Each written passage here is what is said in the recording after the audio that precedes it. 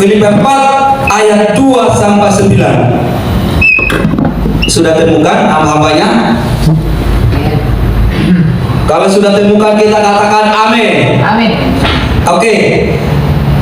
Saya akan membacakan ayat yang genap, ayat 2,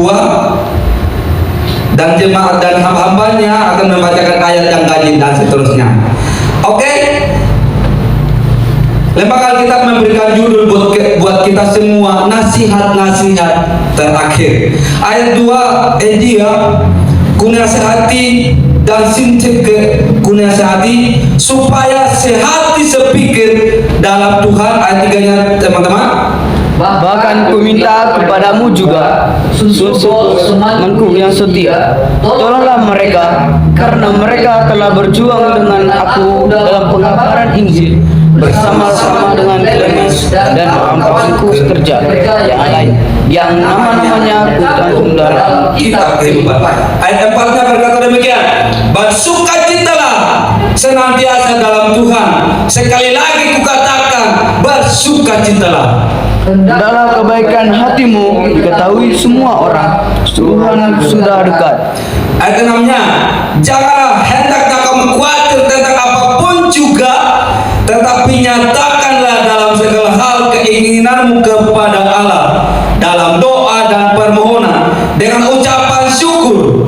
Damai sejahtera yang melampaui segala akal akan memelihara hati dan pikiranmu dalam Kristus Yesus. Ada 8-nya, jadi akhirnya saudara-saudara, semua yang benar, semua yang mulia, semua yang adil, semua yang suci, semua yang manis, semua yang sedap didengar, semua yang disebut kebajikan dan patut dipuji, pikirkanlah semuanya itu. Dan apa yang telah kamu Ya, kita bacakan sama-sama ayat 9-nya.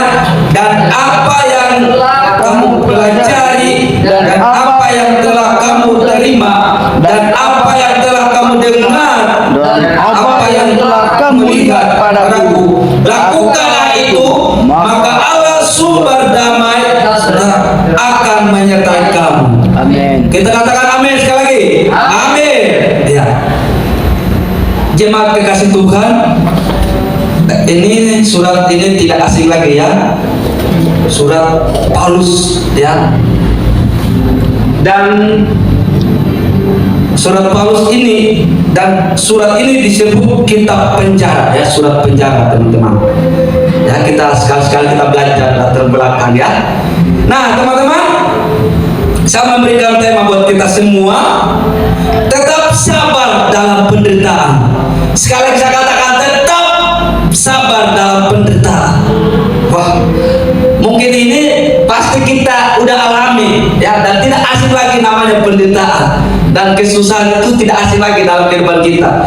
Dan penderitaan itu tidak mengenal namanya usia, baik kecil, pemuda, remaja, dan tua, pasti kita alami namanya penderitaan. Amin.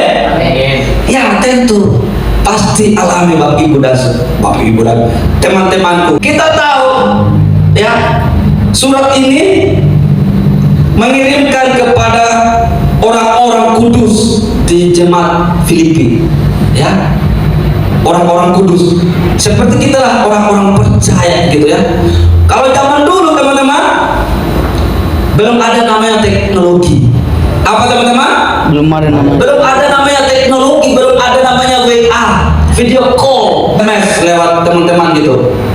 Ternyata pada zaman dulu, zamannya Paulus ya, dia masih nulis gitu ya, dia masih nulis surat teman-teman, dia masih kirim gitu ya pada zaman dulu ya. Kalau teman-teman sekarang udah mewah gitu ya, udah punya HP, udah punya namanya WA, IG, TikTok, dan lain sebagainya teman-teman ya. Seandainya kalau kita hidup pada zaman Paulus, pasti kita masih nyatat dulu gitu ya, pendahuluan, tujuan kepada siapa ya kan. Tetapi Paulus ini ya, kita lihat latar belakangnya. Paulus dalam penjara. Apa teman-teman? Dalam penjara. Paulus dalam penjara pada waktu itu.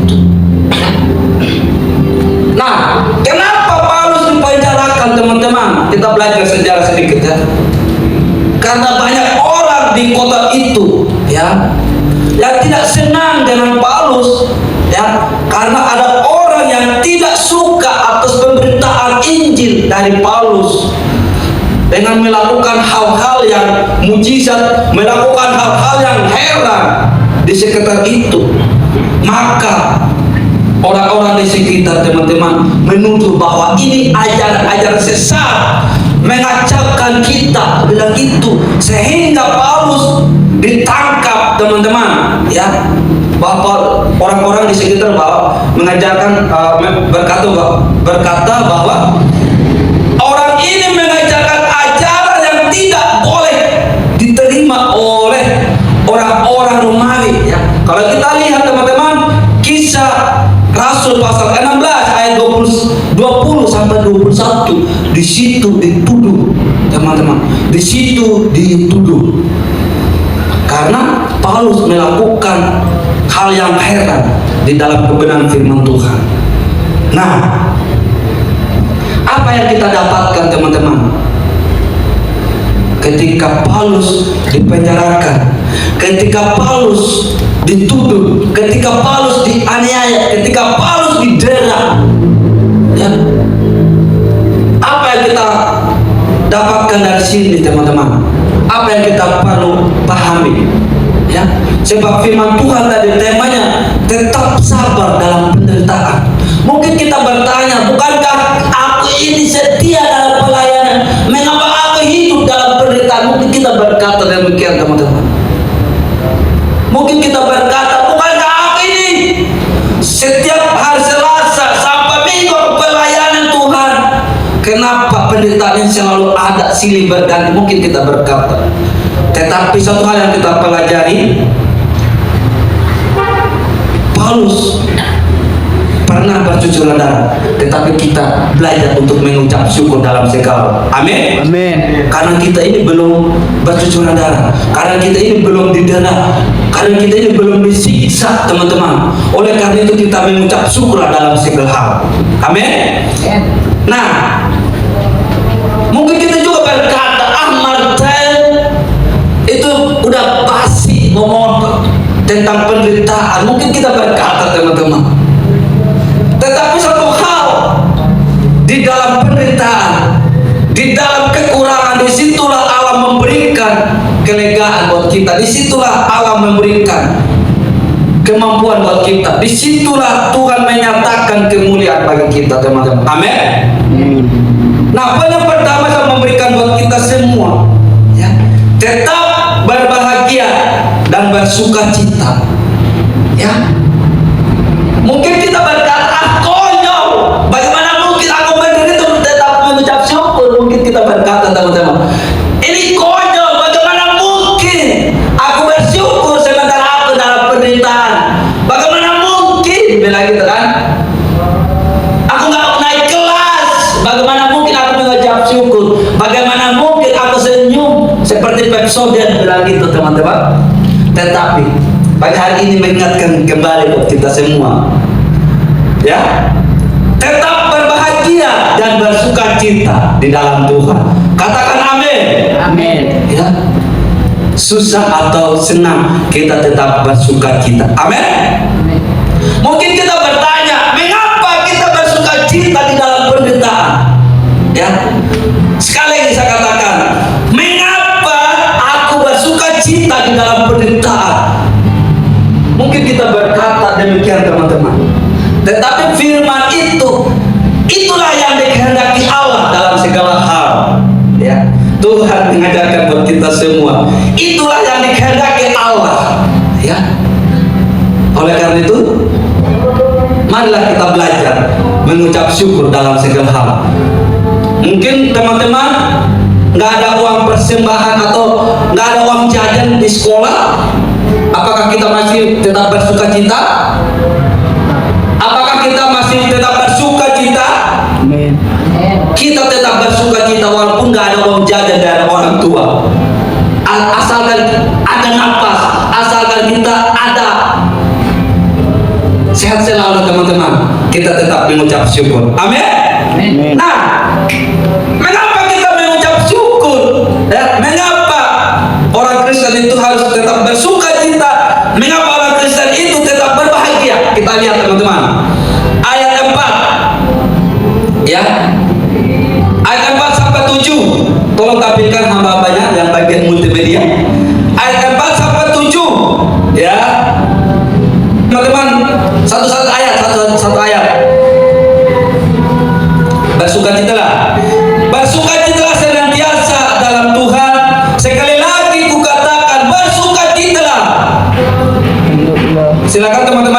kelimanya, hendaklah kebaikan hatimu diketahui semua orang.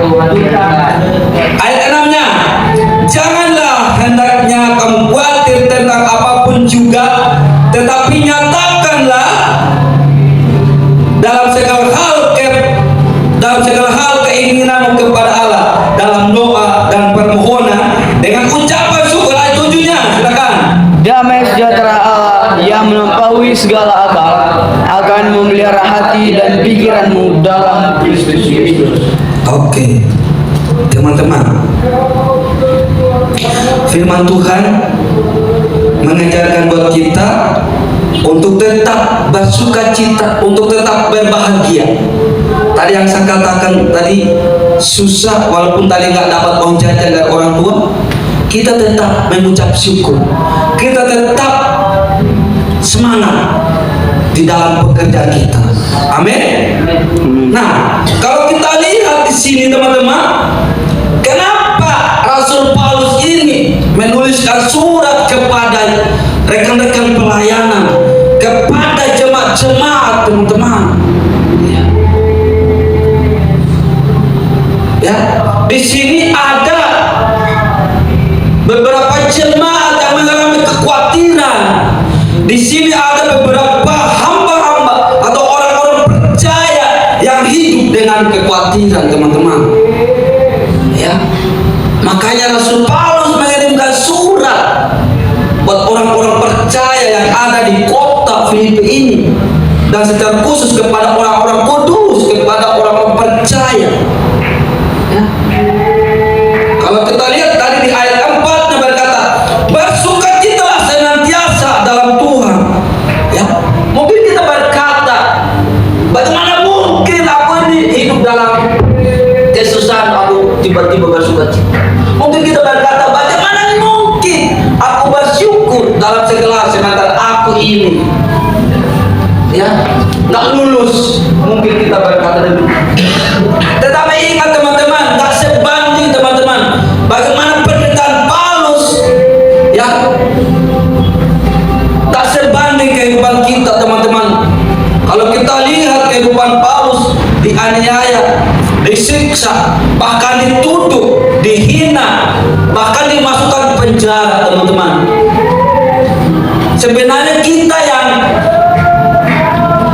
Sebenarnya kita teman-teman yang lebih bersyukur, lebih mengucap syukur sebenarnya, teman-teman. Ternyata Bapak rohani kita, ternyata Paulus ini mengingatkan kepada jemaat tetap mengucap syukur dalam segala hal.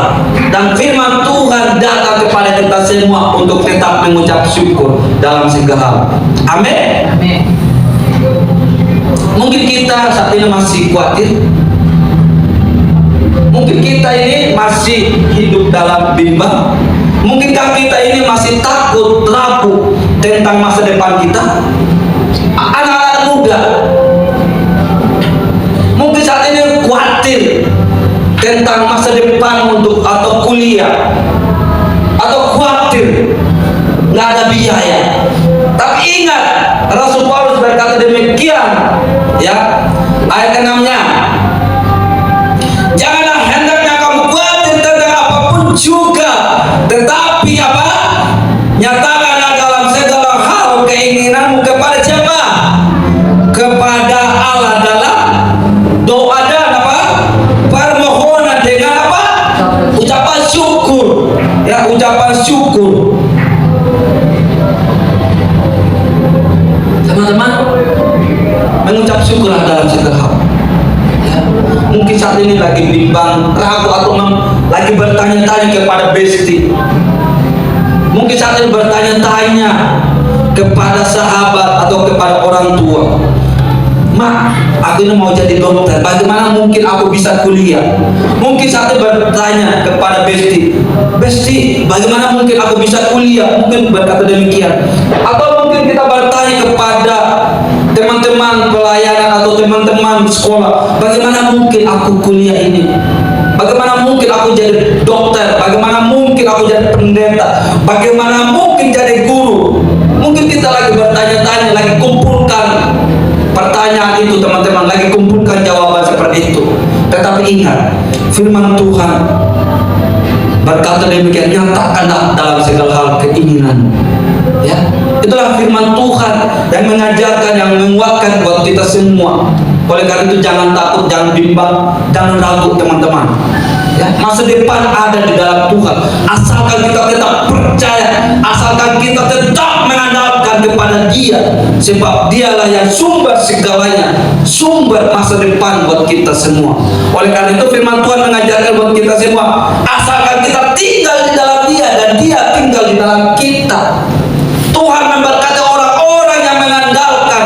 Tuhan memberkati orang-orang yang selalu mengucap syukur dalam segala hal, teman-teman.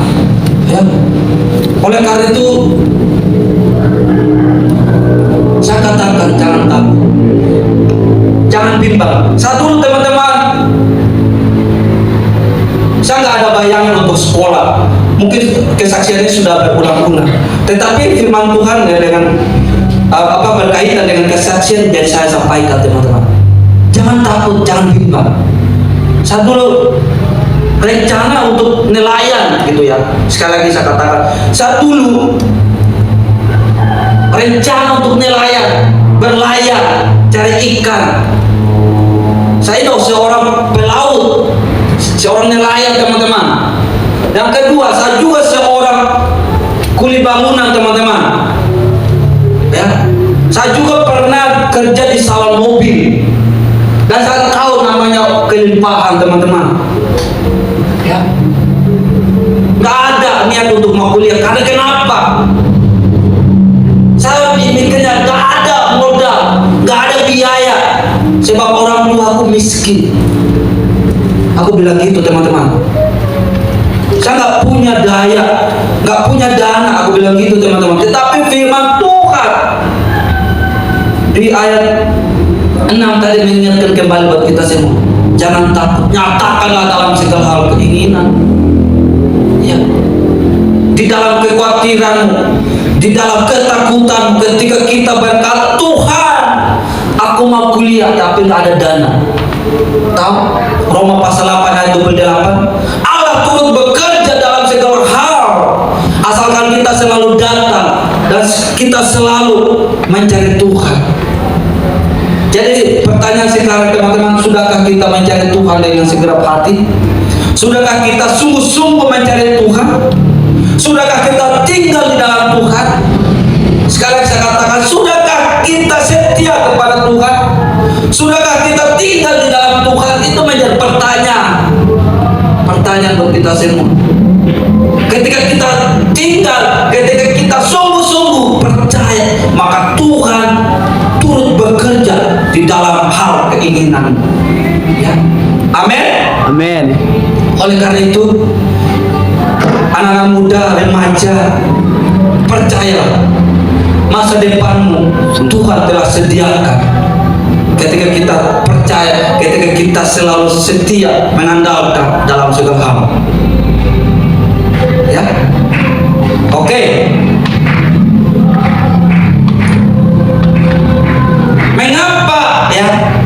Mengapa kita tetap sabar dalam penderitaan?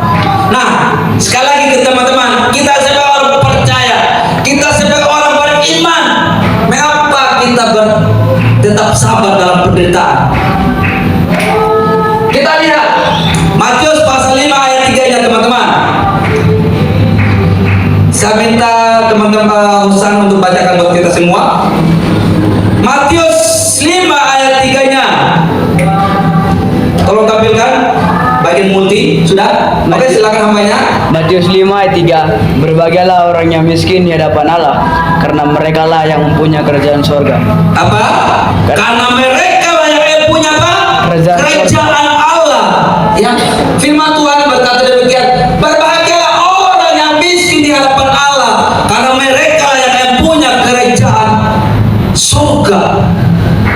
Rasul Paulus menganjurkan buat kita semua untuk tetap mengucap syukur. Rasul Paulus menganjurkan buat kita semua untuk tetap mengucap syukur dalam segala hal. Kenapa? Firman Tuhan berkata demikian. Karena mereka yang punya kerajaan surga. Wah, luar biasa. Katakan amin. Amin.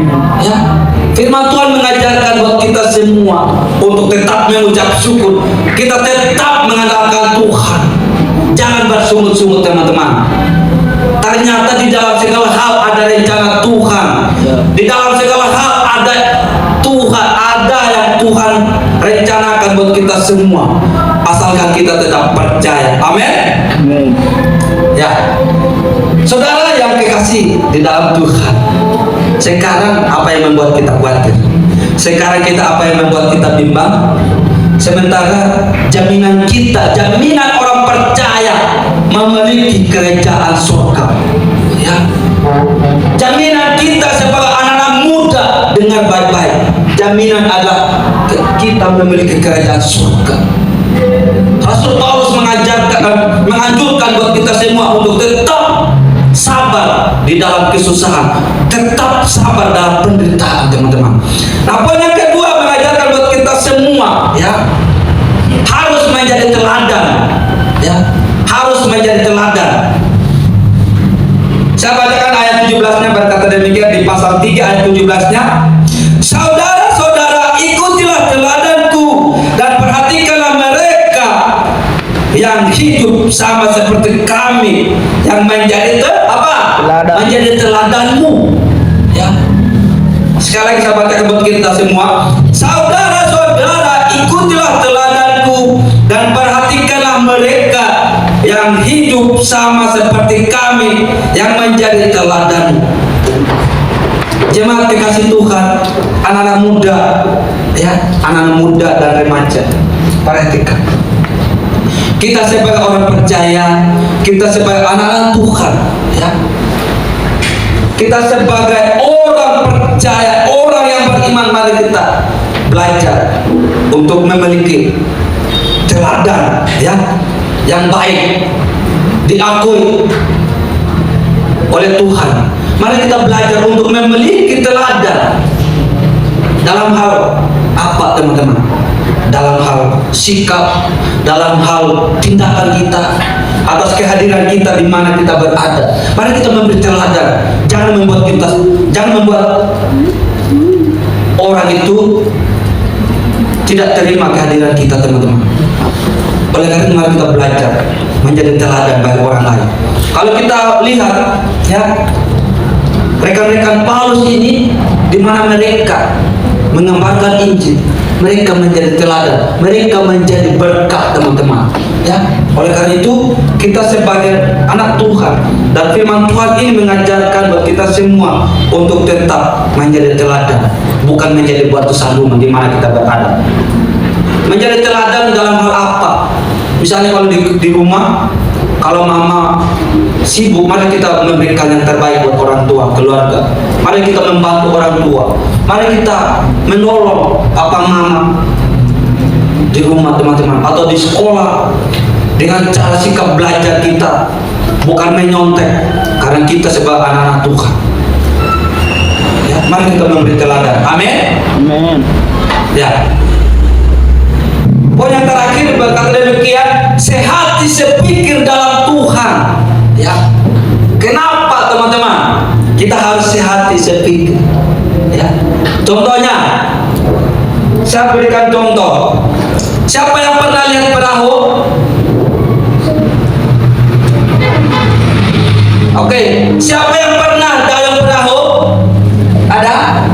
Yang pernah? Oke, siapa yang pernah lihat orang yang sedang dayung perahu? Angkat tangan, bukan angkat kaki ya. Oke, thank you. Apakah mereka berlawanan dayung? Hah? Apakah mereka berlawanan saling membelakangi untuk dayung? Enggak. Ya, tentu tidak. Ya, mereka satu arah. Itu namanya seia sepikir. Ya, kalau kita kembali dalam firman Tuhan, sehati sepikir dalam Tuhan. Sehati sepikir dalam Tuhan, teman-teman. Kalau orang tua bilang A, kita harus nurut, teman-teman. Harus sehati, harus satu tujuan. Ya, ketika punya visi misi harus kita lakukan dengan sehati sepikir. Ya, kalau kita lihat di sini pasal 4 ayat 2 sampai 3 tadi, Rasul Paulus meminta kepada pelayan-pelayan Tuhan. Rasul Paulus meminta rekan-rekan pelayan untuk sehati sepikir di dalam pelayan Tuhan. Ya, kenapa harus itu? Kalau kita nggak sehati, kalau kita nggak sepikir, maka pelayanan Tuhan, maka pelayanan atau pengabaran Injil nggak berjalan, teman-teman. Kenapa harus itu? Ya, kenapa harus demikian? Ya, tadi yang saya katakan bahwa demi Injil harus sehati sepikir. Nah, ternyata teman-teman, ayat 2 dan 3 ini ada yang bermasalah, ada yang miskomunikasi antara ibu-ibu yang cantik di sini tadi, teman-teman. Ya, siapa tadi yang ayat 2-nya siapa? Dia. Dia. Dan siapa lagi yang kedua? Sintike. Mereka bermasalah sehingga Rasul Paulus mengirimkan surat kepadanya, kepada jemaat harus seia sekata di dalam pelayan Tuhan. Dengan bantuan Paulus meminta kepada siapa, teman-teman? Tadi siapa? Sun Sogos untuk memberi nasihat ya kepada orang-orang yang cantik tadi. Ternyata di dalam pelayanan ada loh miskomunikasi. Oleh karena itu, firman Tuhan datang kepada kita semua. Jangan sampai ada miskomunikasi di dalam pelayanan kita.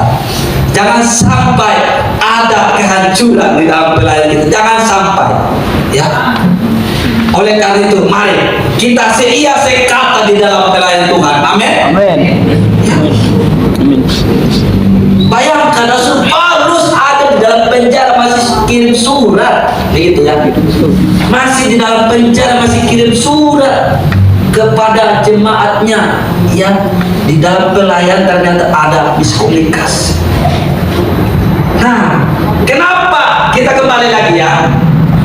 Kenapa Rasul Paulus meminta kepada jemaatnya harus tetap apa? Harus seia sekata. Oke, kita lihat teman-teman. Ya, lihat ayat 3-nya ya, ayat 3-nya bagian B. Perhatikan, karena mereka telah berjuang dengan aku dalam pengabaran Injil bersama-sama dengan Klamas dan kawan-kawanku sekerja yang lain. Lanjut, yang nama-namanya tercantum dalam kitab kehidupan. Wah, luar biasa. Rasul Paulus menginginkan mereka yang tadinya itu harus tetap bersatu karena nama-nama mereka sudah tercantum di dalam buku kehidupan ilahi, teman-teman.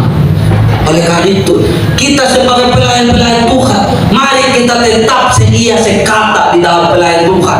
Jangan sampai kita gagal di dalam pelayanan Tuhan. Jangan sampai kita gagal mendapatkan mahkota kehidupan yang Tuhan sediakan buat kita semua, teman-teman. Oleh karena itu, mari kita tetap seia sekata di dalam apa, teman-teman? Di dalam pelayanan Tuhan. Ya.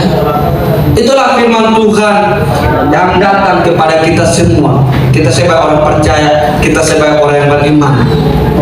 Ya, mari kita tetap setia sekata di dalam pelayanan Tuhan. Amin untuk firman Tuhan. Mari kita berdoa. Bapa dalam surga, kami bersyukur dan berterima kasih buat kebenaran-Mu. Kami telah merenungkan bersama-sama. Kami telah mendengarkan firman-Mu. Dan biarlah firman ini menjadi rema dalam setiap kehidupan kami hari per hari, Tuhan. Dan biarlah firman ini, Tuhan, yang selalu mengajari kami untuk tetap bersuka cita, untuk tetap berbahagia. Biarkan firman Tuhan ini yang selalu mengajari kami untuk menjadi teladan bagi teman-teman atau di sekitar kami. Biarlah firman Tuhan ini yang selalu mengajari kami untuk seia sekata di dalam pelayanan-Mu, Bapa. Bapa dalam sorga, berkati anak-anak muda yang telah hadir, yang telah beribadah bersama dengan kami di dalam pendidikan mereka, di dalam usaha mereka, di dalam keluarga mereka, Engkau Tuhan tetap memberkati mereka. Bapa dalam surga ini doa dan harapan dan hamba-Mu telah selesai berbicara. Mari kita mengarahkan hati dan pikiran kita. Tuhan memberkati Engkau dan melindungi Engkau. Tuhan menyinari Engkau dengan wajah-Nya dan memberi Engkau kasih karunia. Di dalam nama Tuhan Yesus kita katakan amin. Amin. Doa kita